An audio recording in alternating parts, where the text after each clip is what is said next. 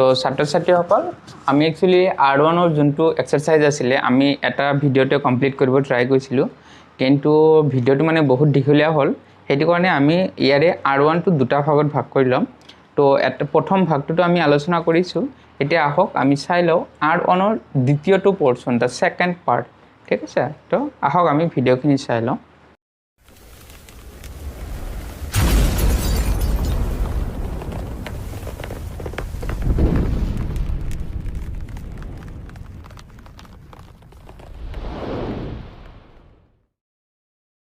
So question number 2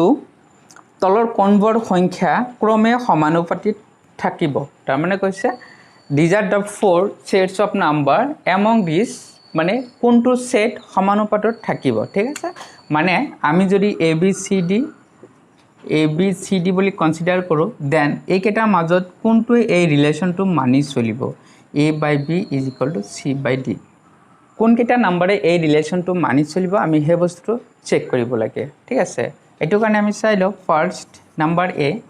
so আমি first এই দুটা নম্বৰৰ ৰেশিও লম তাৰ পিছত এই দুটা নম্বৰৰ ৰেশিও লম কৰি চাও কি হয় 2/6 এক যদি আমি 2 ৰে ক্যান্সেলেশন কৰো তেতিয়াহলে আমি পাম 1/3 ঠিক আছে তাৰ পিছত আছে 6/8 এক যদি আমি 2 ৰে ক্যান্সেলেশন কৰো আমি কি পাম 3/4 পাম আমি কি পালো যে এইটো ৰেশিও আৰু এইটো ৰেশিও সমান নহয় গতিকে ইহতে কি ক্ৰম সমানুপাতিক নহব ঠিক আছে গতিকে এইটো আমাৰ সমানুপাতিক নহয় তাৰ পিছত নাম্বাৰ b আছে 10 আৰু 20 first take this two number take the ratio 10/20 এটা আমাৰ কি হ'ব 1/2 হ'ব তাৰ পিছত 30/60 ইয়াৰে আমাৰ কি হ'ব 1/2 হ'ব সো এইটো ৰেশিও আৰু এইটো ৰেশিও সেম হয় গতিকে দে আৰ ইন প্ৰপৰচনেট ইহত সমানুপাতিক হয় ঠিক আছে সো এইটো গল নাম্বাৰ c টু কি আছে p/pq ঠিক আছে p/pq ইয়াৰে p যদি ক্যান্সেল কৰি দিও আমি পাম 1/q ঠিক আছে তাৰ পিছত আছে আমাৰ কি p²q ডিভাইডেড বাই q² ঠিক আছে q² আছে তো ইয়াৰে এটা q আৰু ইয়াৰে এটা q ক্যান্সেলেশন যাব তাৰ মানে আমি কি পাম যে p²q হে পাম তাৰ মানে কি এই ৰেশিওটো আৰু এই ৰেশিওটো সমান নহয় গতিকে they are not proportionate and this d is for your homework so let us come to the question number 3rd so question 3 কি কৈছিলে যে there is a relation a is equal to r square ঠিক আছে এটো এটা যদি relation হয় then খালি ঠাই ফিল আপ কৰিব দিছে যে যদি a বাঢ়ে তেন্তে r কি হ'ব যদি r কমে তেন্তে a কি হ'ব মানে so from this relation we have to find যে if r increases ঠিক আছে then what will be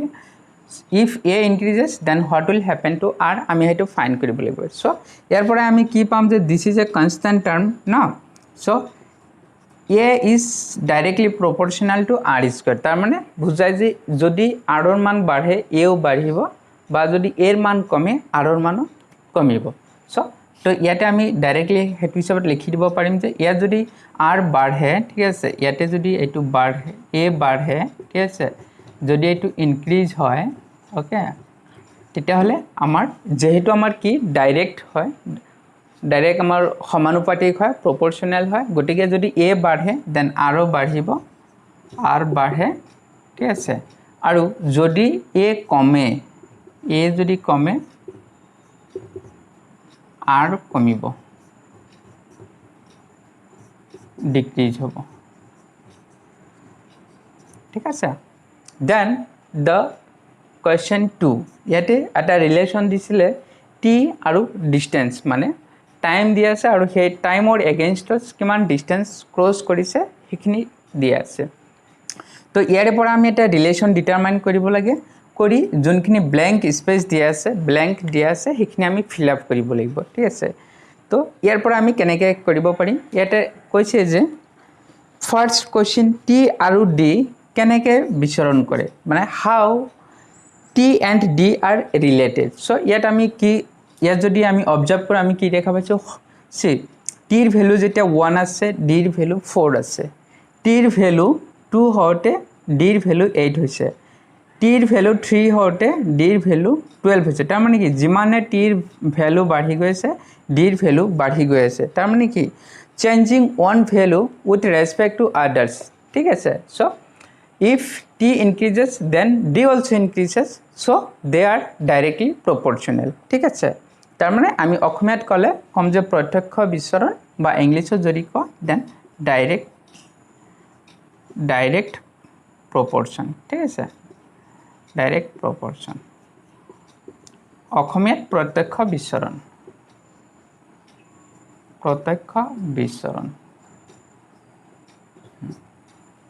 দুই নম্বৰ কোৱেশ্চন দিছে যে t = 6 হলে d কিমান হ'ব সে for 1 ৰ কাৰণে 4 হয় 2 ৰ কাৰণে 8 হয় 3 ৰ কাৰণে 12 হয় then when t = 6 t ৰ মান 6 হলে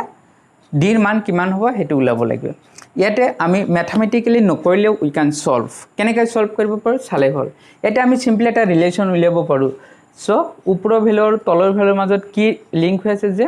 তলৰ ভ্যালুটো ওপৰৰ ভ্যালুৰ 4 টাইমছ হয় 4 গুণ হয় সো 1 ৰ লগত যদি আমি 4 মাল্টিপ্লাই কৰি দিও 4 পাম 2 লগত 4 মাল্টিপ্লাই কৰিলে 8 পাম 3 লগত 4 মাল্টিপ্লাই কৰিলে 12 পাম তাৰ মানে 4 টাইমছ হৈ আছে সো আমি ডাইৰেক্টলি ক্যালকুলেশন নকৰাকৈ আমি কৈ দিব পাৰিম যে this value will be year so 6 into 4 that will be 24 ঠিক আছে তাৰ পিছত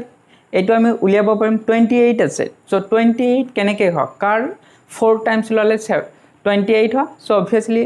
7 ৰ যদি আমি 4 টাইমছ লও if we take the 4 times of 7 then it will be 28 তাৰ মানে ইয়াৰ ভ্যালু আমাৰ কি হ'ব 7 হ'ব সিমিলাৰলি ইয়াৰ ভ্যালু খিনি উলাব দিছে এই ভ্যালু দুটাৰ কাৰণে আমি অলপমান ট্ৰাই কৰিব লাগিব ঠিক আছে তো ইয়াতে আমি কি পাইছিলো যে যেহেতু 4 টাইমছ হয় ঠিক আছে সো obviously আমাৰ এটো কি হ'ব ইয়াতে যদি আমি 7 লও এটা ভ্যালুটো ক্যালকুলেট সো এটো 6 আছিল 7 so obviously it will be here 8 হ'ব আৰু 8 4 jar 32 হ'ব ঠিক আছে তাৰ পিছত এটো যদি আমি 9 লও so 9 4 jar 36 so it will give the total fill in the blanks ঠিক আছে then let us come to question number 4 so আমাৰ question 4 ত কৈছিলে যে এটা ৰিলেচন দি আছে p is directly proportional to q মানে p আৰু q প্ৰত্যক্ষ বিচৰণ কৰি আছে তেনে ক্ষেত্ৰত এটা কন্ডিশন দিছে যে যেতিয়া p ৰ মান 6 হয় হেতু টাইমত q ৰ মান 30 হয় এতিয়া যদি p ৰ মান 2 হয় তেতিয়া q ৰ মানটো কিমান হ'ব হে বস্তুটো উলিয়াব লাগে ইয়াতে আমি দুই ধৰণে কৰিব পাৰিম এটা হল উইথাউট পেন টাচ কৰাকে আমি আনসাৰ কৰিব পাৰিম আৰু এটা হল আমি পেন এন্ড পেপাৰ লৈ টাচ সলভ কৰিব পাৰো ফাৰ্স্ট টিক টু ডিউ যে উইথাউট পেন আমি কেনেকৈ সলভ কৰিব পাৰো এট কি কৈছে ডাইৰেক্টলি প্ৰপৰশনাল মানে কি হয় যে এটা যদি বাঢ়ে আনটো কোয়ান্টিটি বাঢ়িব লাগিব ঠিক আছে তো আমি এই ফার্স্ট কন্ডিশনটো চাই লও কি হৈছে যে যেতিয়া 6 আছিল তেতিয়া 30 হৈছে তাৰ মানে কি তাহতৰ মাজৰ ৰিলেচনটো কেনেকুৱা হৈছে যে 5 গুণ বাঢ়ি গৈছে না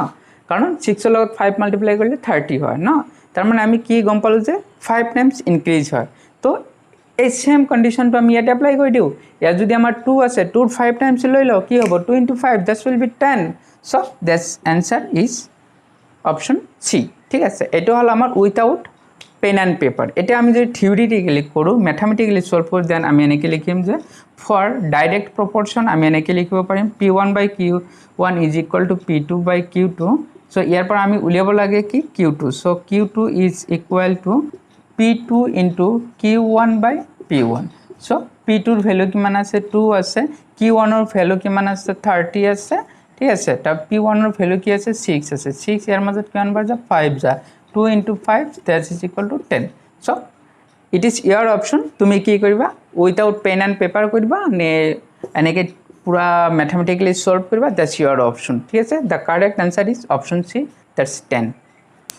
question 5 ত এটা ৰিলেচন দিয়া আছে x y এনেকৈ ৰিলেটেড হয় যেতিয়া x ৰ মান 1 হয় then y ৰ value is 32 for 2 it is 16 4 18 then what will be the value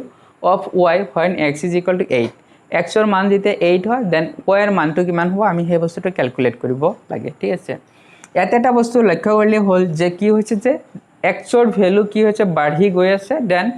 y ৰ ভ্যালু কমি গৈ আছে না x increases at the same time y decreases না তাৰ মানে ইয়াক আমি কি কম যে ইহত ইনডাইৰেক্টলি প্ৰপৰশনাল হয় না ইনডাইৰেক্টলি প্ৰপৰশনাল হলে কি হয় যে তাহতৰ প্ৰডাক্টটো এটা কনস্ট্যান্ট হয় না তো ইয়াতে আমি চাইলাম what is the constant value না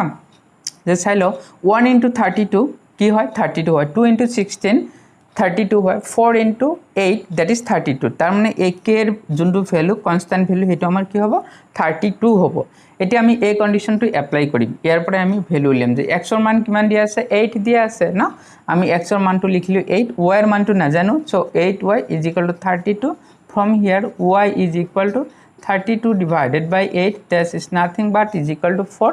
and the option C has answer 4 so option C is the correct answer